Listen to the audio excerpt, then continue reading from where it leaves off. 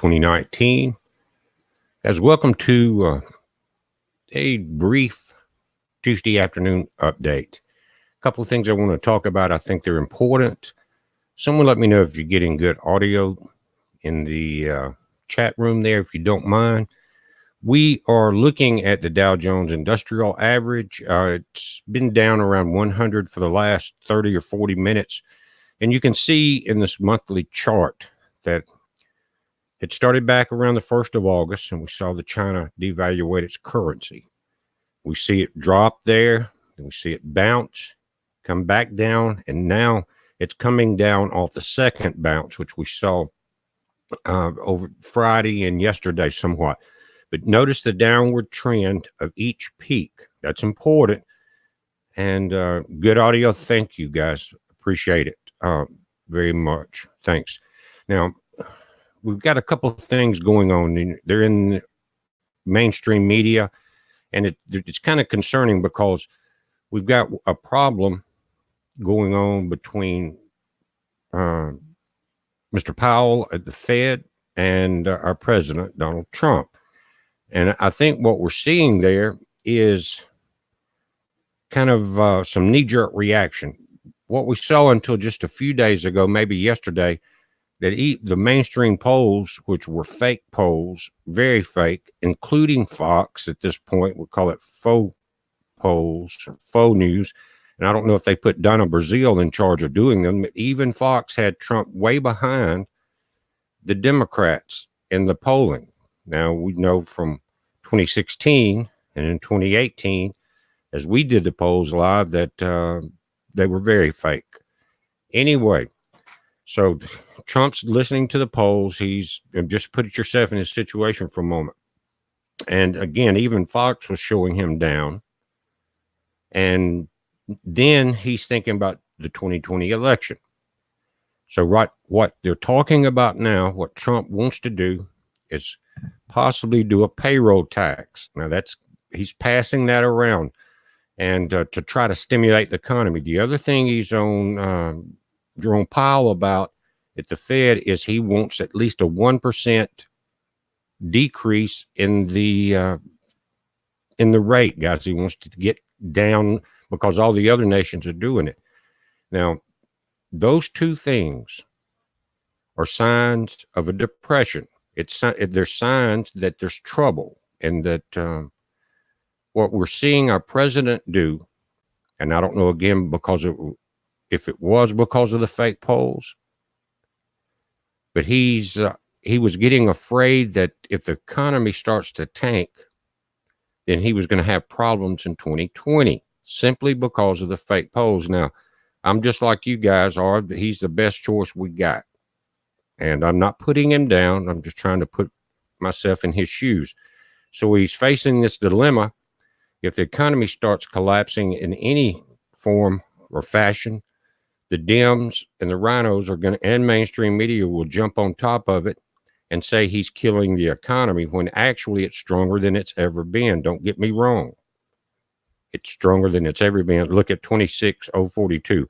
In the top right corner of this chart, just above the DJI that's flashing in green that we're watching, is where the Hang Seng closed, down 60. That was overnight. Now, last week, though, they had a day that they surpassed the U.S. Notice their total number is 2623. Ours is 2604. We were a few hundred points ahead of them going into last week. But they've got trouble in Hong Kong now. What will happen? And there's actually about 12 reasons that indicate that we are in trouble financially, not just the U.S., but the entire world. And it's something that if you watch these things, and that's what you do, it's one of the greatest warnings that I see out there.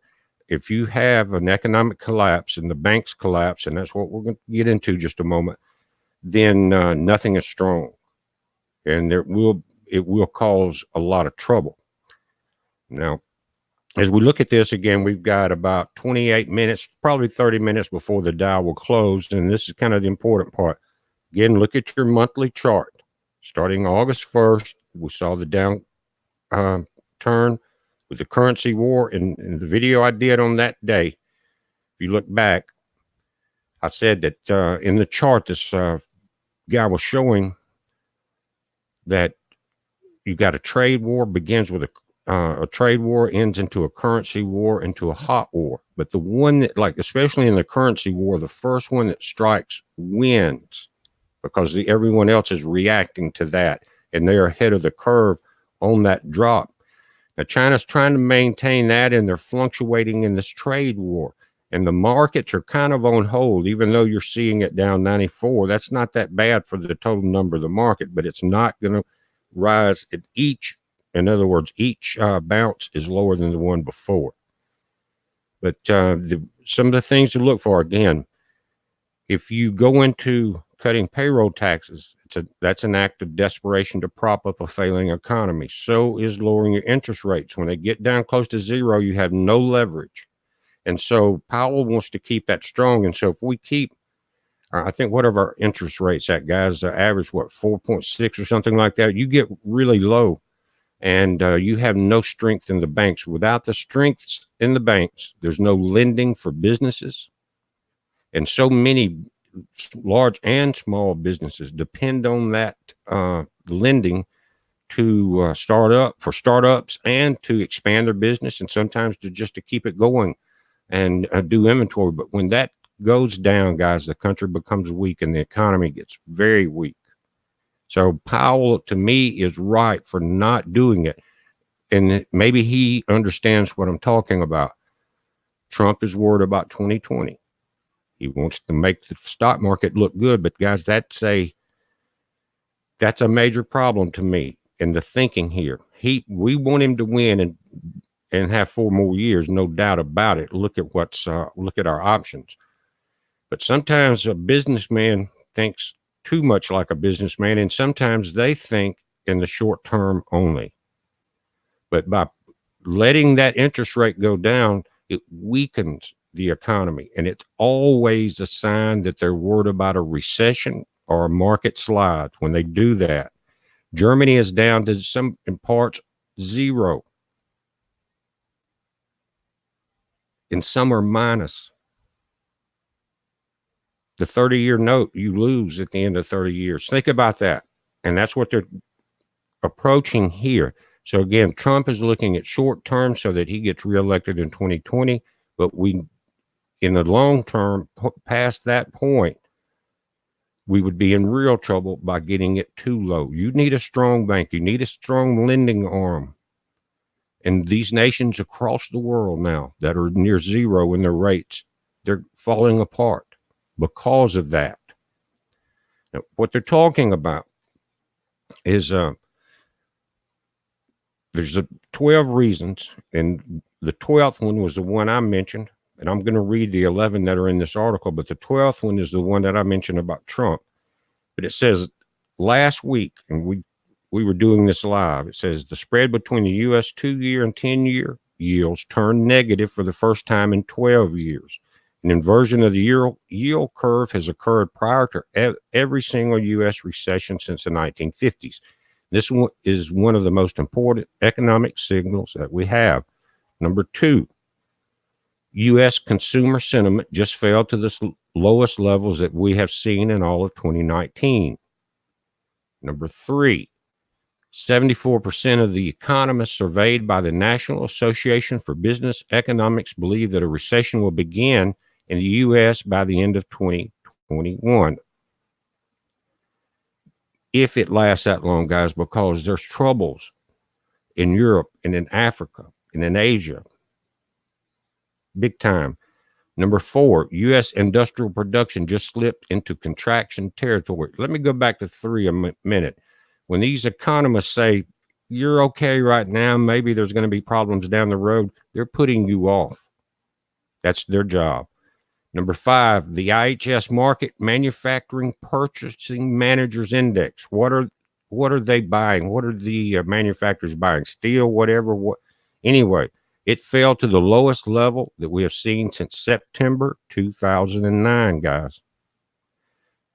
They, even though some factories are getting restarted, some are going into layoffs, some of it's because of I know some items that were stainless steel and all that were easy to get in China, have been affected by the tariffs. We've seen that. It says, just like we witnessed in 2008, this is number 6, fear and volatility have returned to Wall Street in a major way. In fact, so far this month, we have already seen the 4th and 7th largest single-day declines in U.S. stock market history. One was 700 points, one was 800. Number 7, the total number of bankruptcy filings in the U.S. has been steadily shooting up, and it rose another 5% during the month of July. Last month, guys. A lot of people are in trouble, including John Deere.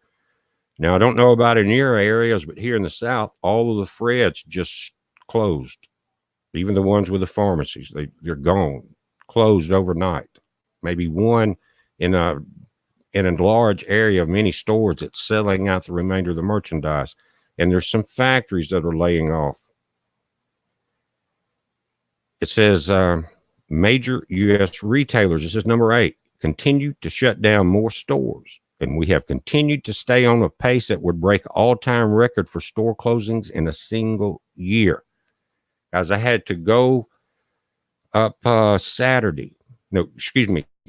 yesterday. I had to travel up into the city and go into an area that I haven't been in for a while. There's one shop that's still open there, but that entire area was closing, and some big stores were there that are gone.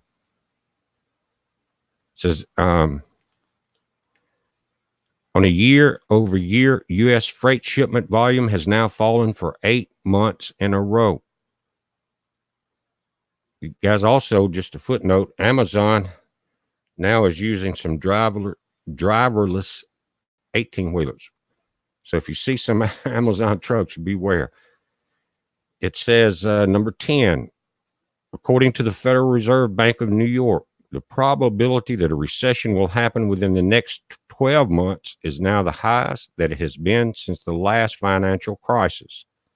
Number 11, this is part of what I was talking about. Number 12, I just gave some more reasons. It says President Trump is suggesting that the Federal Reserve should cut interest rates by 100 basis points and that the Fed should restart quantitative easing as soon as possible. Both of those moves would be considered to be emergency measures. Now, this is coming from economists again.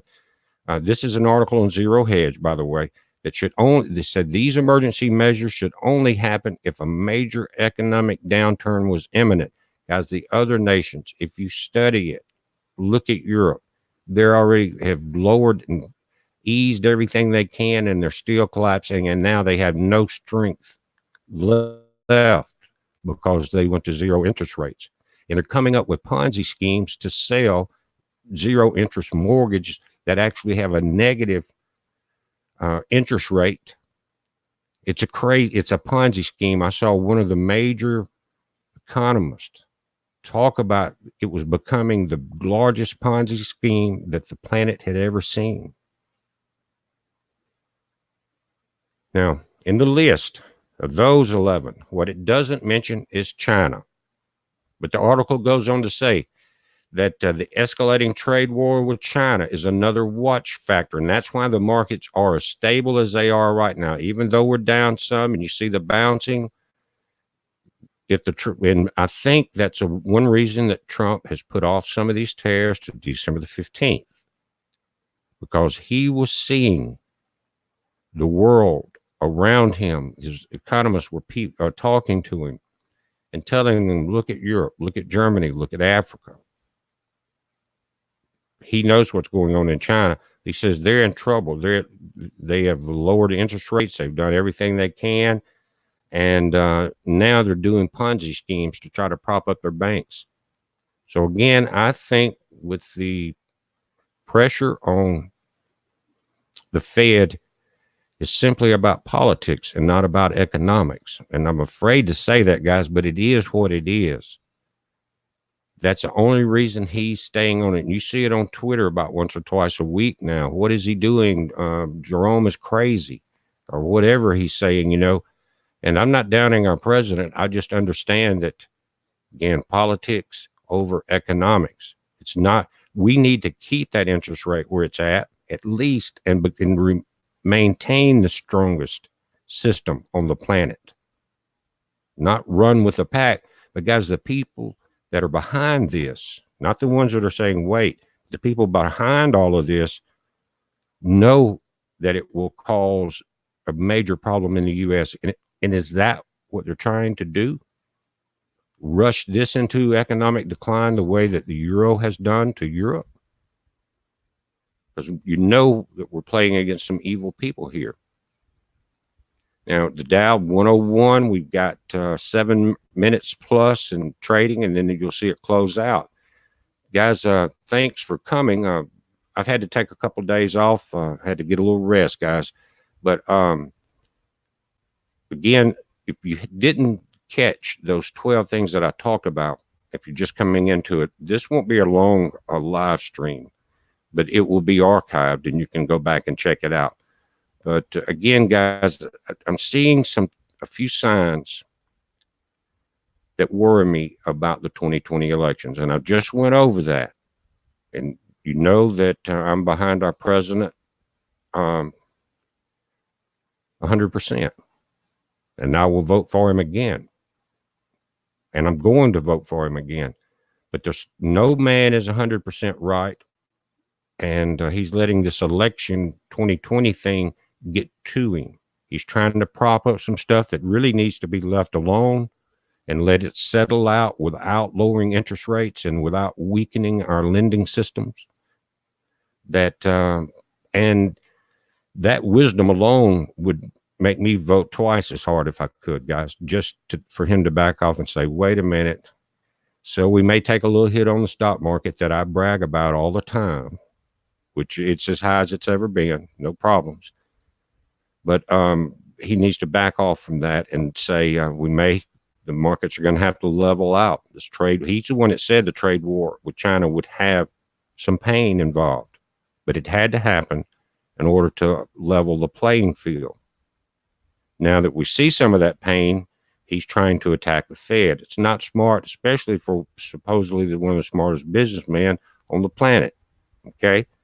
But again, a businessman is thinking, keep the profits on the books looking good, just whatever it takes, But right now, he needs to back off of that and let the economics play out, maintain the strength, and he won't lose votes over that, guys. The Democrats will cry foul, and they will scream if it goes down very far. That's part of the pain. Part of the pain of leveraging the trade war. Now, again, what's happening, if you look around in mainstream media, everywhere from CNBC, Wall Street Journal, whoever's covering the economics, The Economist, Zero Hedge, you can see very quickly the picture of trouble around the planet. Some banks are collapsing in Africa. There was a run on the banks yesterday in one of the areas there. 10 or 12 banks completely ran through. I know it's Africa, but it's signs, guys, that and it's a worldwide contagion. Look at Europe. Just look at the European Union. Go in and study some of their charts. Look at the economics. You can read Zero Hedge. They give a pretty fair, non-politically biased commentary on the economy. Very good. Now we're down at 108 again, not a big hit, but we're not coming back over those crests. And that's part of why I'm doing the video. But the main thing was, guys, we are behind our president, but everything that he does is not exactly tuned to what the long-term plan should be. We know he wants to keep his numbers up for 2020. He's not going to do it this way. He would actually hurt himself if he weakens some of the major industries and tries to play games with our interest rates. They're strong now. That's why we have a strong economy. If the banks are lending and the feds are lending at zero interest, guys, where's the return for them to remain the strength and grow so that they can continue to lend and expand? If you're lending money even to friends, even if you get paid back at 0% interest, you've grown none. You've actually lost interest because you could have had your money somewhere else. And that's the same thing with the feds. You have to make a little money if you're lending, if that's what's propping up the economy. And the ability for major corporations from oil industries who are also filing bankruptcy at record rates in the U.S., by the way, they need to be able to borrow money or they're not going to be able to employ people. So the strength lies there. And I just hope that our president wakes up to that point. We've got about 12 minutes, still averaging down about 100. Not that bad for the markets like that. Now, again, China came up, maybe it was Friday, and they had a good day. And they, on the days that we came up a couple hundred and they were up about 550 or 600. And that was the disbalance in it. But if you look at their monthly charts, it looks exactly like this. They're running parallel. They're just a little higher on the last bounce because they outperformed, I think it was Friday.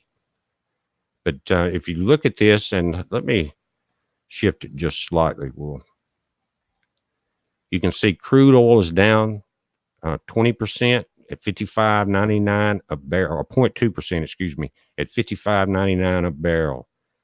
$60 a barrel, from what I've been told by my friends that are up in the big jobs in the oil field.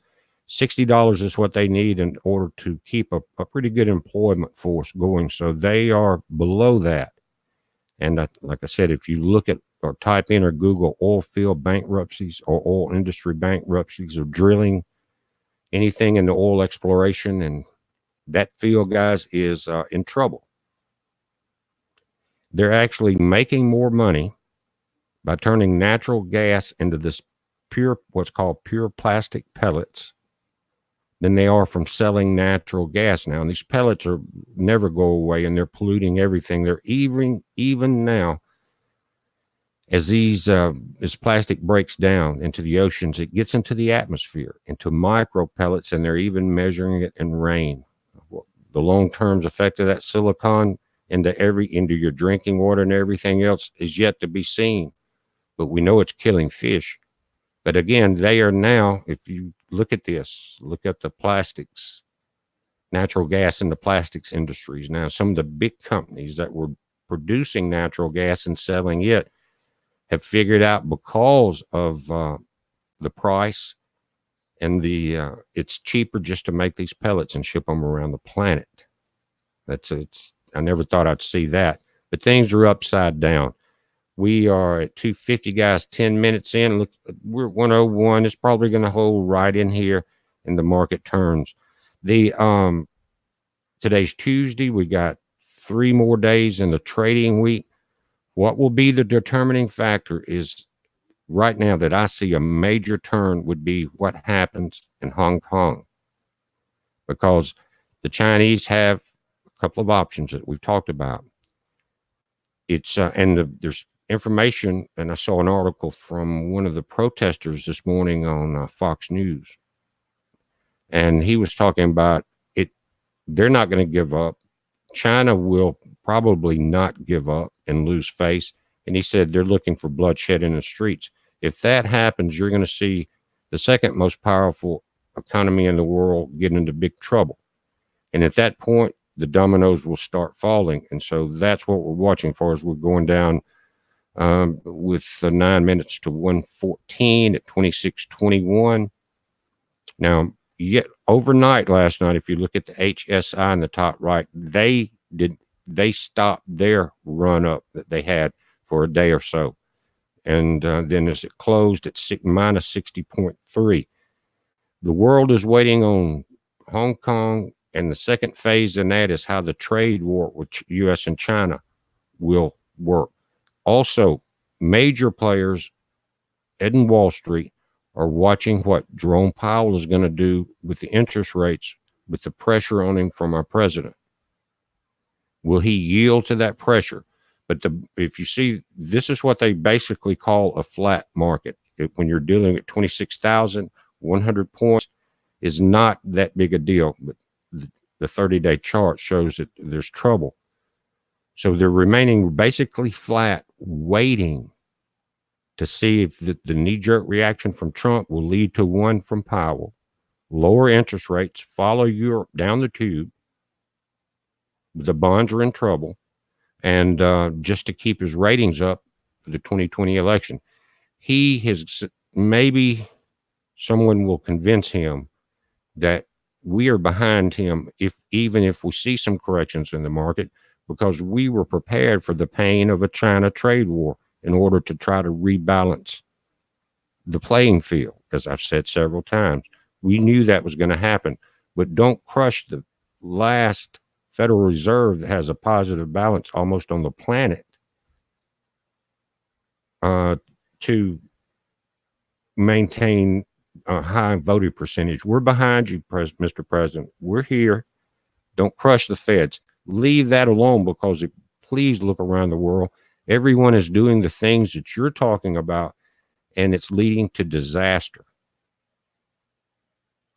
all over the planet. It's leading to failure. And now they're in these Ponzi schemes to try to prop up their banks. But it's about to get just like we saw Greece happen 5 or 6 years ago, almost insolvent. People couldn't touch their money in the banks. They couldn't make any major withdrawals for 30 days and just a few dollars at a time during that point. And they were dealing with, even the policemen there were dealing with direct deposit. So the money was going into banks, but they were keeping that to keep themselves propped up in their life and just handing you out a little bit. But remember, no longer do we bail out banks. Now it's legal for them to bail in and take your money to keep themselves propped up. Pretty amazing. And let me, as I always say, guys, if your retirement, 401k, things like that are in the balance of a hedge fund or some other investment scheme, then stay on top of it every day. Talk to your folks. See where they're going with it. People are starting to shift money that handle these investments. Some are coming out of the bonds. And remember the 2, 5, and 10, and 30-year bonds inverted. So that means zero interest. Okay. And so now the big players are getting out of that PIMCO, which is one of the largest, are pulling out of, and they've got U.S. bonds, and they've got bonds in Germany and in Europe, and they're selling more of them in Europe than they are in the U.S., but they are definitely lightening their load on it, and that's another bad sign for the economy. If we go down on our interest rates at the Fed, it's just going to get worse. You may see a temporary jump on the market for a few days. That's it. And so once you start that cycle, Mr. Trump, if you're going to try to keep your rates up all through 2020, we're going to be down to zero interest, and we're going to follow again the rest of the world down the toilet. So we hope that does not happen. And that is my main message for folks out there is sometimes politics get put over the economy. And without the economy, 90% of this nation is not prepared. Hey, Darren. Hey, guys. Dale Calhoun, Jamie, Great Scott, World Guardian, and Tesla. Thank you guys for coming. The Kraken. Let's see who all's in here. Grand Solar Minimum, GSM News, Michigan Woodland Warrior, Beyond Understanding, Son of God, Michael McNeely, Tammy A. There's S. Bosca, who all, Lone Star Dregs. Let's see. Kath Bowring. Guys, thank all of you for coming over. And this isn't a fear porn video. This is an awareness video. So for a young couple that's thinking about maybe buying a home or taking out a mortgage or whatever, guys, just be very careful right now on everything you do. Make sure that you're prepared if something happens, because the Bible tells us that if the master of the house knew the hour the thief would have come. Now, it's not verbatim, but if he knew that hour, he would have been there and stopped him, would have not allowed it, prevented it. But we don't know that hour. And to me, still, the precious metals are going to be the trap, because they're going to jump, they're going to dive. People's going to buy in at the dive. They're going to jump, and they're going to be at the top when it collapses, and it's going to be worthless. It will be worthless. So don't think that that's going to be a safe haven when we have another large collapse, because it will not be. If you want things that will be worth something, think about things that are worth something now. And I said this before, the bonds, gold and silver, have always been a safe haven. And now they're fleeing bonds. If the stock market goes down like this, you'll see the gold and silver go up. Now we're down to 164. They couldn't quite hold that 100 average. You got these last minute traders. But the bonds going down, gold and silver, if they were such a safe haven and people run to the gold and silver dealers and brokers, why not just stay there if it's so safe? Why then jump back into the other markets? Why not just stay there if they're so safe?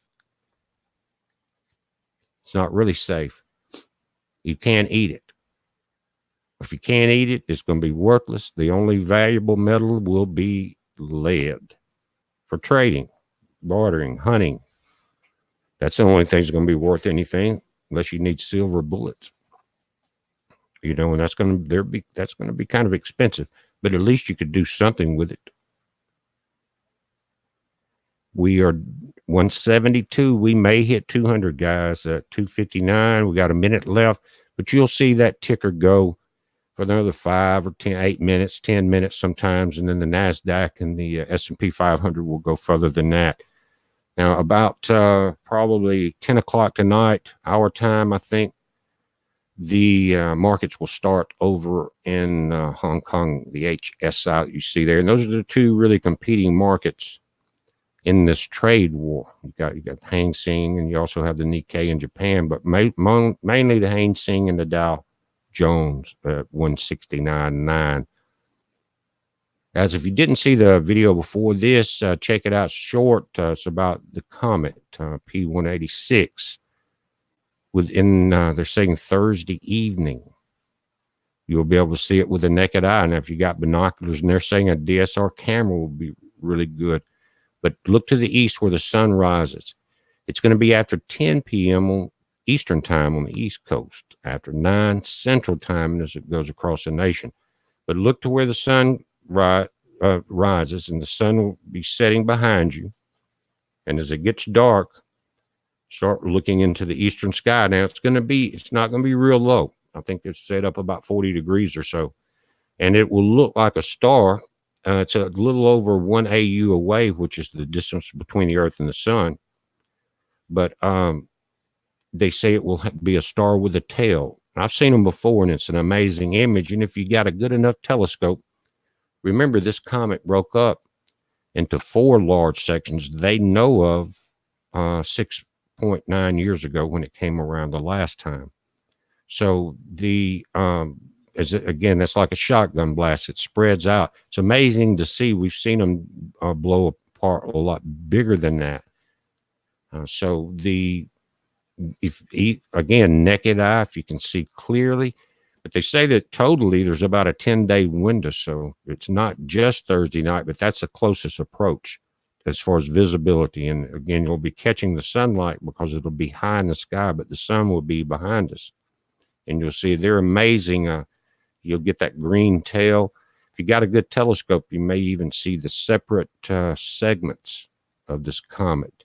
Haven't been a lot of newer pictures, just a few as it's approaching, but the ones that we see are amazing. I showed a couple of them in the video before then.